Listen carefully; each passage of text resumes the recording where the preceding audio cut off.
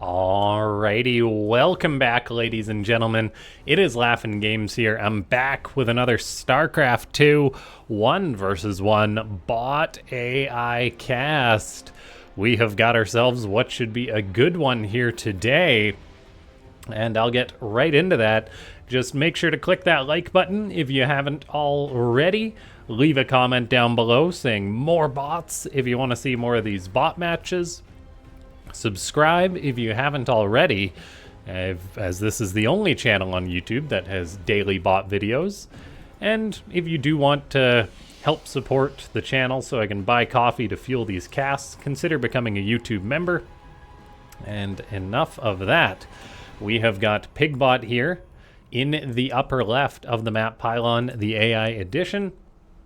Pigbot is a bot that I don't believe I've cast on the channel before, but very notably, it's cool because it's the bot written by Drekken, who is the organizer of ProBots, which is a very important part of the SC2 AI scene.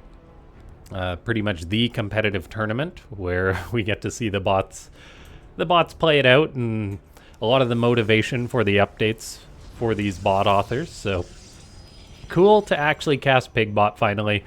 It's one of those things, like, I don't like to cast bots that are like too new or that are clearly in like very active development, and that the bot author probably isn't too happy with where it's at. But Drekken's been working on Pigbot for some time. You can actually check out his live streams that he does, I want to say weekly, on the Versus AI channel. So I really do recommend watching those if you want to just sort of see how someone works through problems when it comes to programming a bot, maybe get a little inside knowledge on that. But yeah.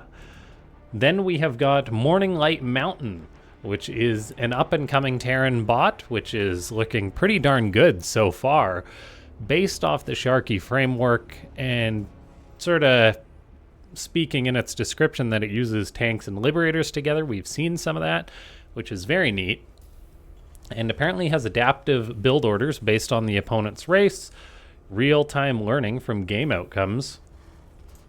And so yes, very cool to see a bot produced using the Sharky framework. That is one of the decisions you have to make when you're going to program a bot, whether you'll use a framework or not. Pigbot is based off the Ares framework, and so which I believe is the Team Ares's framework.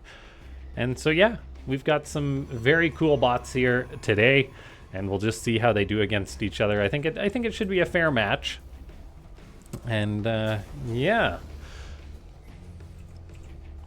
let's see, as we do have MorningLightMountain just chilling on one base for now. No orbital command yet, so really delaying that.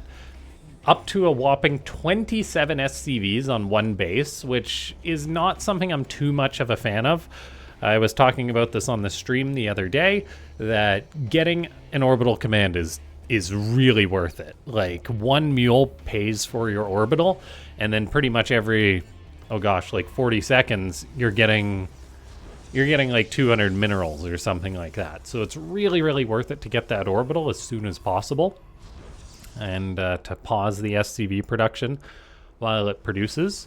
For now, we do have Pigbot taking an economic lead in the sense that it's already got that Nexus up. It's happily mining.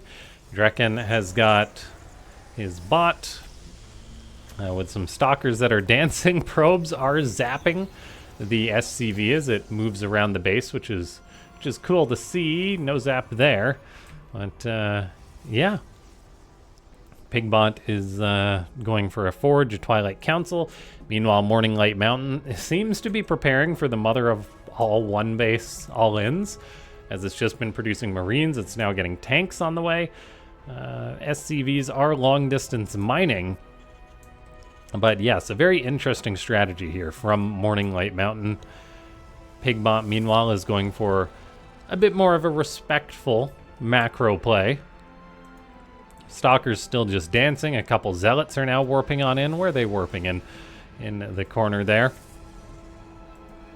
But so far, no attack from MorningLightMountain. It's just got its high ground bunker, long distance mining, going on, and we finally have that orbital command on the way, which again, I don't like to sound like a broken record too much, but for example, being oversaturated, it doesn't really make sense to have as many SCVs as MorningLightMountain does, and to have delayed the orbital for so long.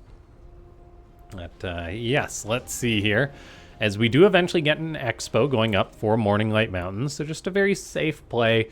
The tanks repositioning, the Marines repositioning, which is good to see. That's something that a lot of that's a very realistic approach when it comes to just repositioning your units and deciding how are you going to program where your army sits, because generally you'll have like a centralized point or something like that.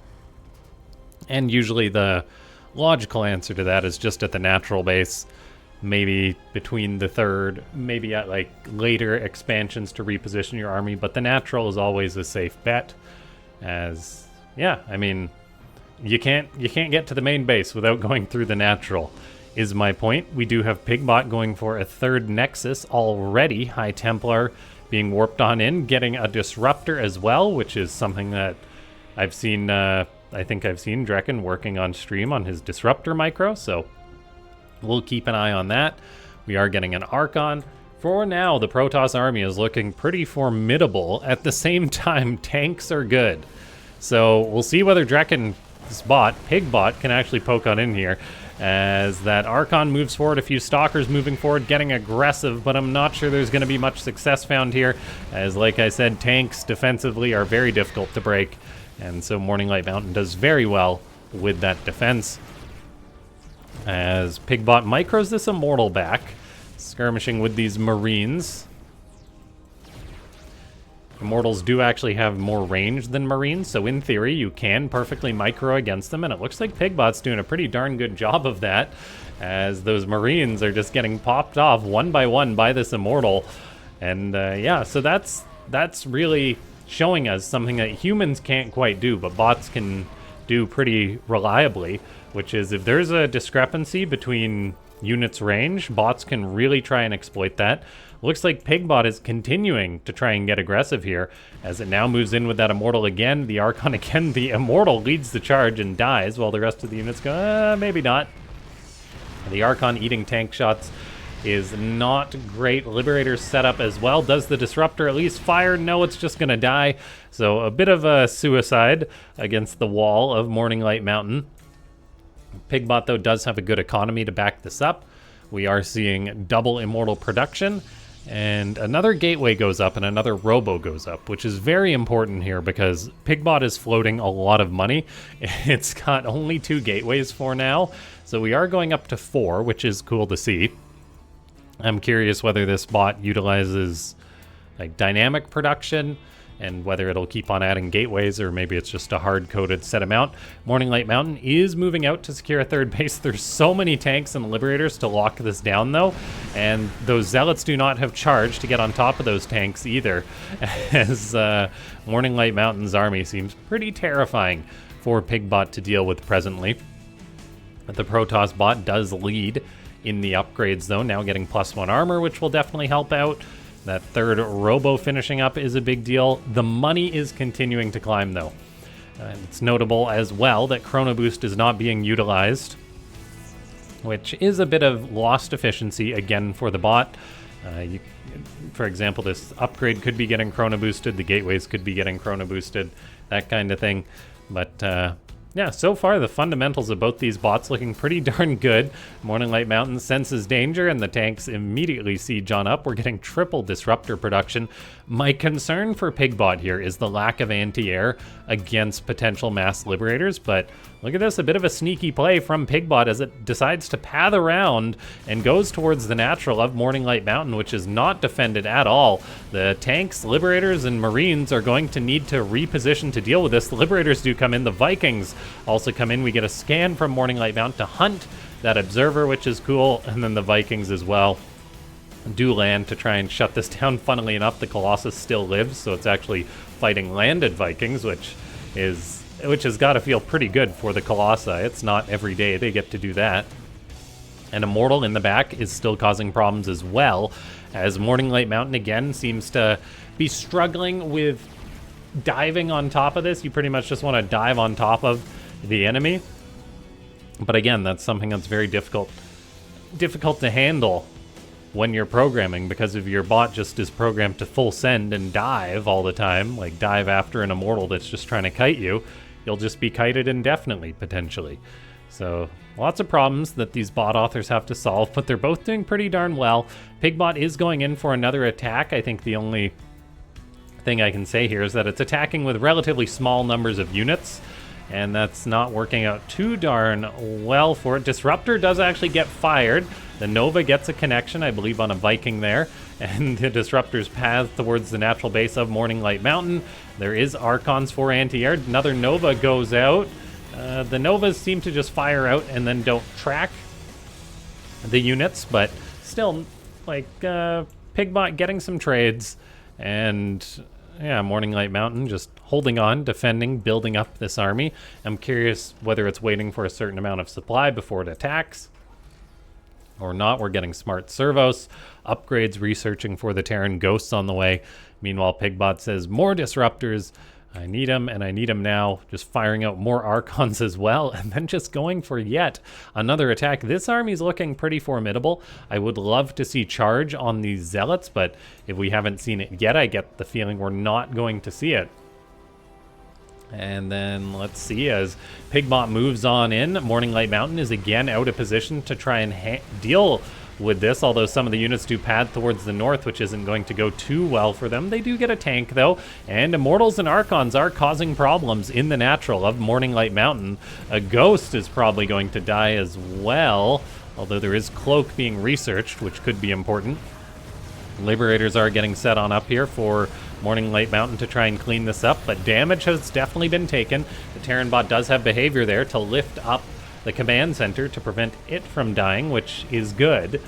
Looks like MorningLightMountain has got lots of the good behavior programmed into it or from the framework.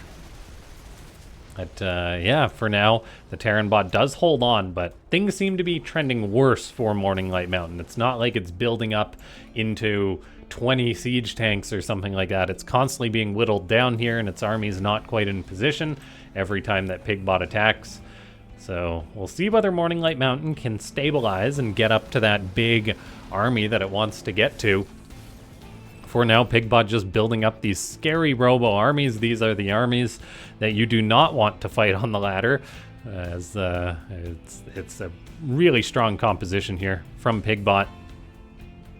We're getting triple Immortal production, more Zealots being warped on in. 4 bases for Pigbot, no 5th or 6th being taken, so maybe it's capped on 4 bases. MorningLightMountain still has yet to get that 3rd orbital command, which makes me a little sad. But for now, it's managed to build up more of an army. The 6 tanks, the 5 Liberators are enough, I think, to defend against this, namely the Liberators, because there's only 3 Archons as anti-air. Notably, there is also a High Templar in this army for Pigbot, but no Psystorm research, so really its only purpose will be to feedback, maybe get that Raven, who knows. +3 on the way for Pigbot, another Robo, another Gateway on the way, which is good to see. Really, Pigbot held back by its gas, which makes sense when it's investing in all these very, very pricey Robo units.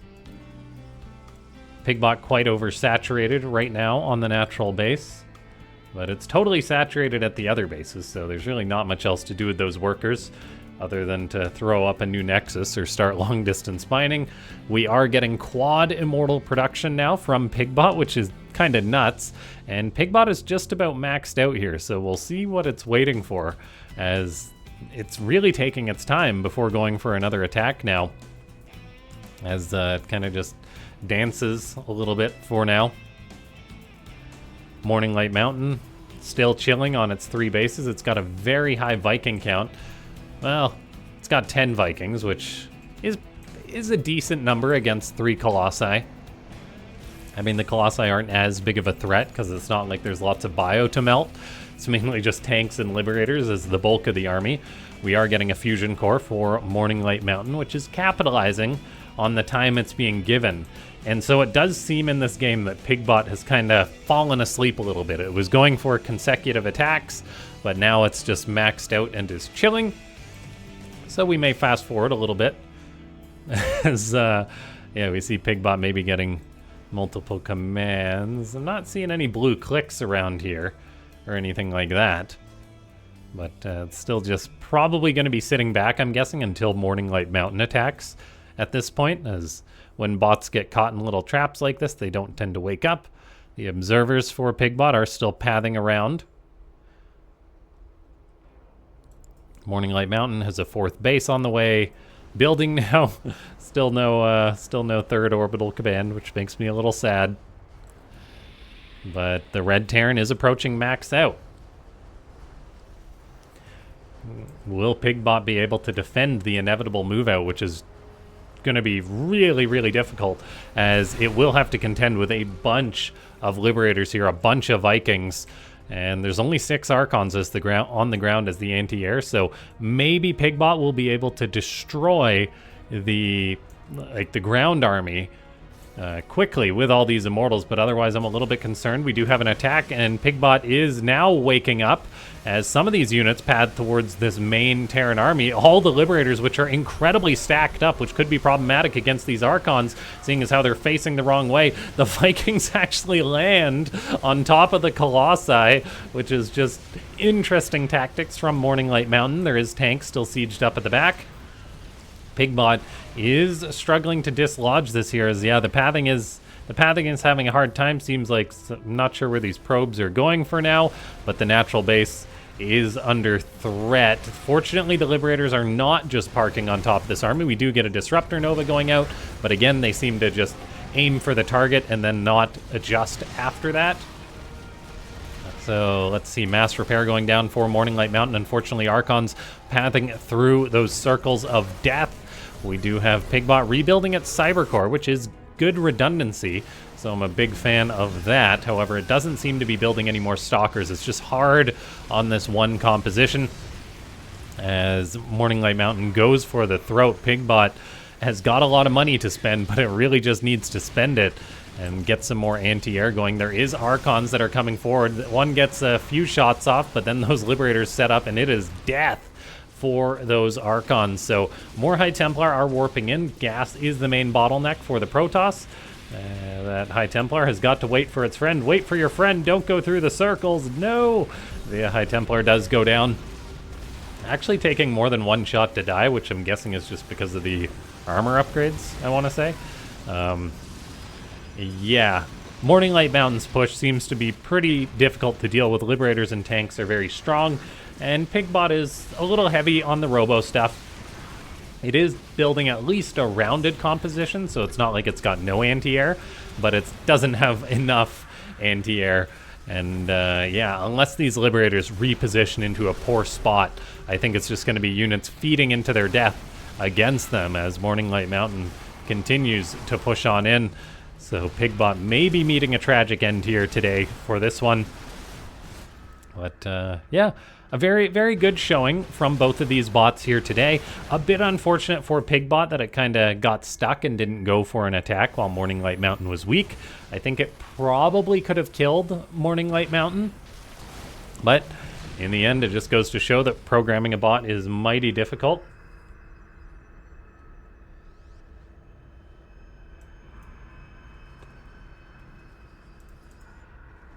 We're getting Cyclones from MorningLightMountain. The push continues, and Archon trying to break this spot, but yeah, I don't think it's going to happen.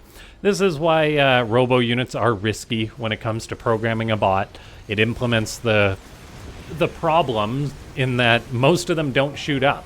And so if you do go heavy into the robo units, you really need to have some sort of ability to pivot in case your opponent does go hard in the air units. A Colossi trying to be a hero, but even if it does kill a couple of units, there's not enough anti-air here. So this is why, like, Stargate units are very good. as they kind of solve this problem in a way. But yeah, the composition of Pigbot is very cool to see. Just maybe a few more stalkers, something like that, and things would be a little better. Of course, charge would have been a good addition too, but yeah, very good first showing. And then we've just got MorningLightMountain showing us that it does like to take lots of bases still, even building planetaries. And it did eventually turn this base into a planetary, so maybe it was just waiting for that instead of building an orbital, but never able to actually get up that planetary. Pigbot's still making units, but still bottlenecked by gas. We did eventually get a 5th from Pigbot, so it's not just hard capped on 4 bases, which is good to see. You also see the pathing there as the probe avoids the threat. I'm not sure where this guy's trying to go. But yeah, very good fundamentals, and it's like, it seems that Pigbot may just be missing like a few pieces, but then it'll be quite a well-rounded bot. Other than that, MorningLightMountain, of course, a very good showing that Liberators and tanks are very powerful when used correctly. And it seems like they work pretty well. I'm not sure that that they do too well against like a bot that's quick with blink stalkers or something, but that may be a match I'll have to check out in the future. But yeah, very cool concept, and we'll watch these bots' careers with great interest. Ladies and gentlemen, thanks for tuning into this one. If you enjoyed the cast, click that like button, leave a comment down below, subscribe if you haven't already, and yeah, join the Discord, which is linked down below. There's also the AI Arena Discord out there, which is very good if you want to get started programming your own bot.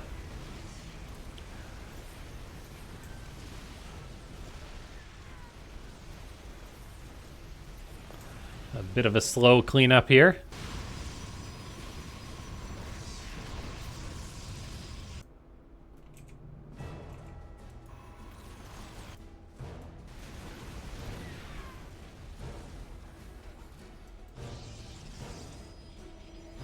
Pigbot trying to rebuild, showing some redundancy there, but unfortunately not going to be given the time to do that.